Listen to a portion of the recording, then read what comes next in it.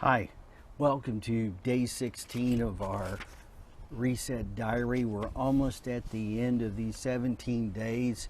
We've gone a little more than 2 weeks now. As you can see, I'm in my backyard and recording this from my backyard on an incredibly gorgeous day. It's 21 degrees outside with a light breeze. It's sunny. I'm in my backyard.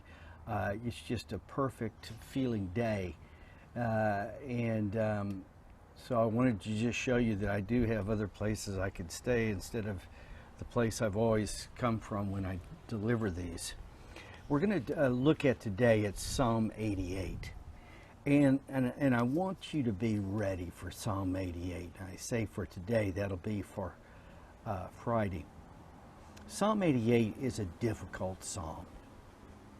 It's a very authentic psalm, because it's someone who's dealing with very difficult circumstances, not unlike circumstances that we're encountering here around the world, U.S., and other places around the world. I just received an email from a friend of mine, Dave West in Zimbabwe, and he was describing for me how things in Zimbabwe are, it's difficult to even get out and get some of the most basic things. And there's almost like a setting of martial law, people guarding the roads and so forth. It's a very threatening time in many ways for people. It's also, here in the U.S., a few of us were talking this morning, how in the U.S. now discussions are going on about starting up our economy.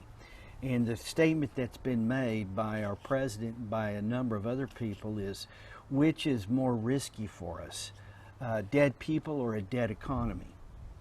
And part of that thinking is that we can sacrifice lives and accomplish the greater good by resurrecting our global economy. Now, I don't know about you, but those kinds of thoughts are dark.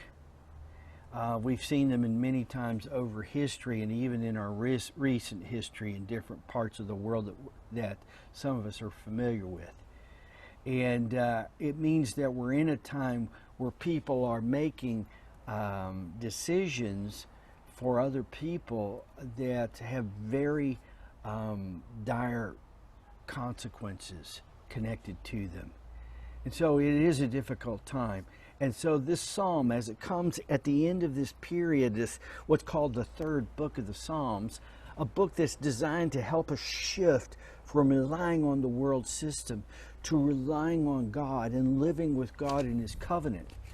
But I want you to see here, what we've seen so far is that living under the world system is never going to work for us. It's never going to work for us, because that system only steals, kills, and destroys. And Jesus Himself said, and God said to the Apostle John, that he who loves the world, the love of the Father is not in him. And so the real choice we have isn't, are our circumstances bad now and going to be better later? Are we going to live in His love, or are we not? But even then, once we've decided that the world system isn't for us, offers nothing to us, and can give us no real promise or hope, even then, when we make that turn and we turn to the Lord, it still is not a guarantee that what we want to see take place is going to happen on demand. See, God has He's doing things now that we don't understand. And so for us to try to figure them out is going to be frustrating, and it's going to, I think, in the end, discourage us. Not that we shouldn't try to figure it out. I think about these things, I watch things, I read things, I hear things all the time. And I want to be alert to what's taking place. Yet at the same time, to try to figure out exactly what God's going to do, step 1, 2, 3, so that I can only step into things that I like versus step into things that I don't like. It just doesn't work that way. And we're going to have to recognize that in the days ahead if we haven't recognized it already. Some things aren't going to go the way that we think they should or that we hoped God would make them go. And so it's going to require a different perspective on our part. We're going to have to see it and move in it simply because the Lord our God is saying it to us, and He's moving with us. So as you look through the psalm, you're going to see again this person struggling with what's going on around them, yet at the same time that all of these questions are forming in him about himself and about God and how God's going to deal with him. The questions are never answered. That's disconcerting at times, maybe most of the time. But here's the reality of our covenant with God. The reality of our covenant with God is not that our questions are answered, that we have some grand explanation of a divine scheme that all works out in the end. That's really more closely related to a fairy tale than it is to reality. But what we have is our God.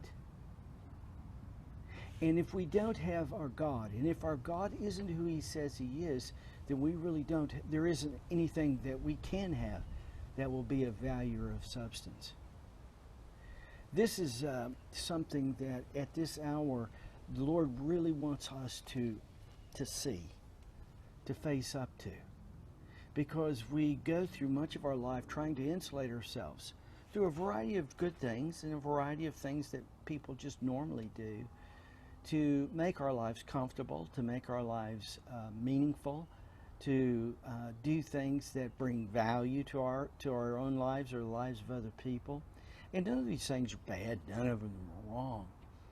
But in the end, there comes a point, not in the end of life, but at the end of all of that, there comes a point in which it's not going to be useful. Those things aren't going to be useful unless we've come to that point where we realize if the Lord doesn't show up, there is no one to show up. If the Lord's not enough, then there isn't anyone or anything who is enough. I've been at that place before. I've been at that place several times. And I can remember saying to the Lord, Lord, if you're not enough for me, there isn't anything else. And I can remember having very little hope of what might come about because things seem so narrow at that point. This is a narrow psalm. And if you're in a narrow place, then and you're crying out to the Lord, your questions, I want to just say to you this. One, your questions are real. Your questions aren't wrong. But they aren't necessarily going to be the kinds of answers that we think would satisfy us. I'm not talking about just spiritual inner things. I'm talking about our life. That sense that our life is whole, that it's complete, that it's no longer fragmented. Part of what our God is doing, He takes us through times where we're faced with that. Jesus was faced with that. He even cried, my God, why have you forsaken me? But here's the reality. We are in covenant with our God. And even at this moment, when things might seem like there's more questions than there are answers, here's the thing. The Lord our God is either God or He isn't. And we either find out now or there's why wait? I'm here to submit to you that our God it was very much His intention to allow this psalm into the Psalms, especially into this group of Psalms. Because moving with God in His covenant isn't always the kind of choice that produces results that we look at and say, that's what I want. Moving with God means we move with Him. It means we know Him. We look to Him. We wait for Him. It means we stake everything on Him.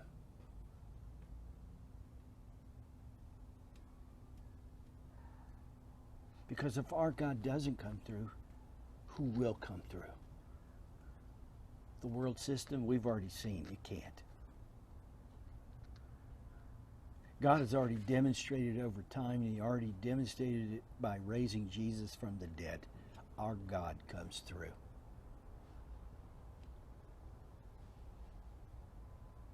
And that is enough. If it's not enough, it's time to decide it. It's time to decide it. Either God is enough for me or there isn't enough. Not God on demand, not God my way, not God doing what I tell Him to do. But my God Himself is enough for me. I want to invite you during these days where it seems like you're surrounded by a flood of things that are threatening to overcome you.